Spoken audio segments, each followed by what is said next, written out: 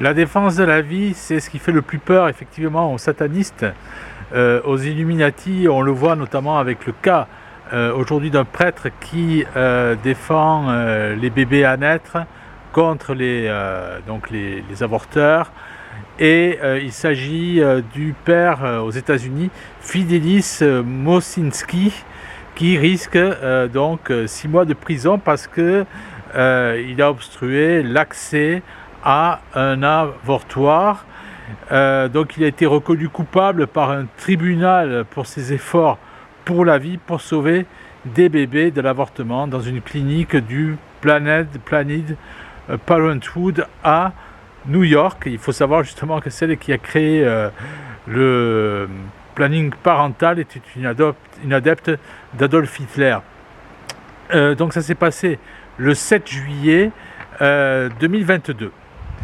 Alors il risque 6 mois de prison pour avoir obstrué une entrée. Ensuite il s'est couché donc dans l'allée qui menait effectivement à ce centre, provoquant on va dire donc un mini embouteillage.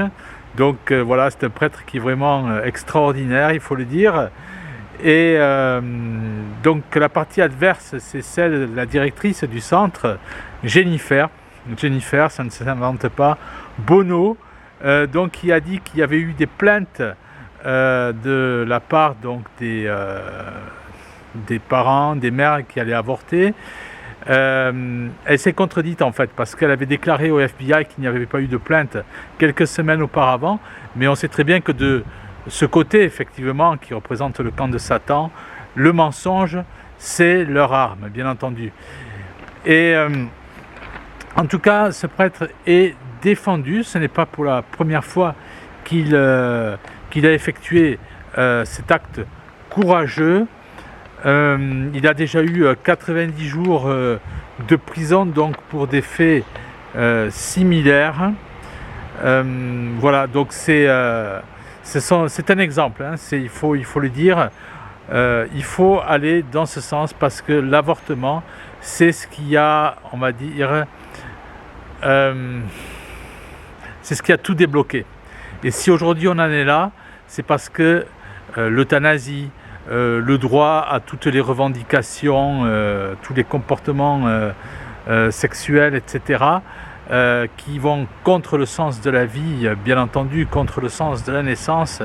Tout cela est permis parce que Satan a déjà trouvé son accroche, on va dire, avec le droit de tuer, qui a été complètement légalisé par l'avortement, comme effectivement tout ça, ça va ensemble avec le divorce, qui est un droit effectivement à l'adultère, reconnu par l'État.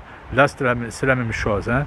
Donc, il faut rappeler quand même que tout est mensonge là-dedans.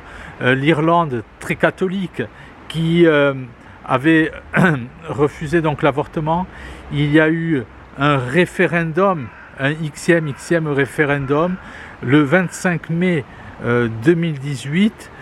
Alors comment ça s'est passé? J'avais fait un article justement à l'époque là-dessus qui exposait que les militants pro-vie allaient dans la rue et ne trouvaient que quand ils allaient frapper aux portes, quand ils étaient effectivement au contact de la population, ils voyaient que la population défendait la vie, ce qui était complètement extraordinaire.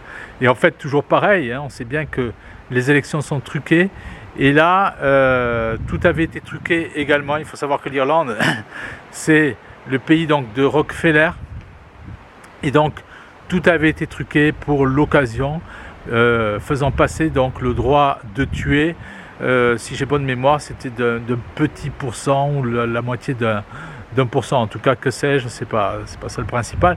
L'avortement était passé sur des suspicions donc de triche. Il faut savoir aussi que en 1984, c'était Bernard Nathanson qui est un médecin qui, après avoir tué donc plusieurs enfants à naître, s'était converti au christianisme et avait tourné un film qui a fait pleurer, on va dire, même les plus costauds, c'est le cri silencieux. Ce film avait même été interdit. Et dans ce film, on voit que l'enfant, parce que j'appelle ça comme ça, l'enfant à naître, essaye de se soustraire à une canule qui va l'aspirer. Il faut savoir qu'un enfant, un embryon qui est avorté, ensuite, il est sorti, il est extrait, hein, et il est déchiqueté, il est dépecé en plusieurs morceaux. Donc il s'agit d'un acte de barbarie, un acte de satanisme.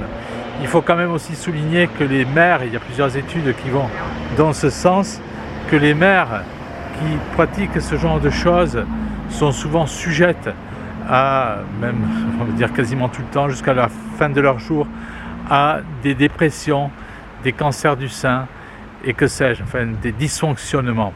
Ce que effectivement on ne dit jamais.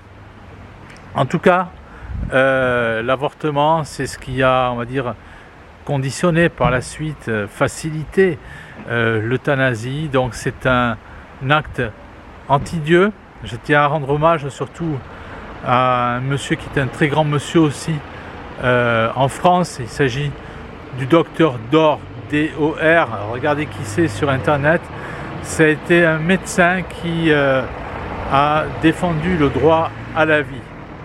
En tout cas ici en France, moi qui ai souvent participé donc à des manifestations pour la vie, il faut savoir que le 22 janvier il y a eu une manifestation pour la vie qui s'est produite. Regardez qui est ce docteur Dor. Je salue aussi tous les résistants polonais. La Pologne est véritablement un exemple énorme en Europe. Ce sont des anti-avortements. Il faut savoir qu'ils ont défendu leurs frontières avec le chapelet. Ici en Allemagne, il y a beaucoup de Polonais dans les églises. Ces gens-là sont vraiment d'une très grande conscience.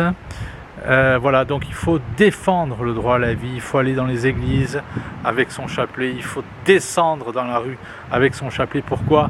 Tout simplement parce que les satanistes ont peur de la croix. Et nous, catholiques, il faut qu'on sorte de nos églises pour imposer la croix. C'est là où on voit effectivement que beaucoup de youtubeurs, de pseudo-défenseurs de je ne sais quoi, ne défendent strictement rien du tout, parce qu'ils nous parlent effectivement aujourd'hui, hein, ils nous parlent oui de Poutine, ils nous parlent de j'aime Poutine bien sûr, de Trump, de tout, enfin où ils veulent nous montrer effectivement ces fameux résistants, et ils ne nous parlent jamais de Dieu. Et on voit bien encore une fois avec donc le cas de l'avortement que Dieu c'est le centre de tout. Il faut défendre la vie. Ceux qui ne défendent pas la vie, ce sont des gens qui sont tout simplement, qui n'en parlent jamais. Ce sont des gens donc ce sont des demi-combattants. Ceux qui ne parlent pas de la franc-maçonnerie sont des demi-combattants. Il faut attaquer le mal à la racine, bien entendu. Et c'est ce qu'a fait ce prêtre, donc Fidelis Mosinski. Voilà, il faut suivre le cas de la Pologne, ne pas avoir peur, suivre le cas de ce prêtre. Il faut que le catholicisme redevienne ce qu'il est. Il faut que le catholicisme s'impose dans la rue, parce que les francs-maçons n'ont aucun droit dans ce pays. Le seul droit qui existe, c'est celui à notre Seigneur d'occuper la place qui lui revient de droit dans la société, c'est-à-dire la première place et pas une autre place.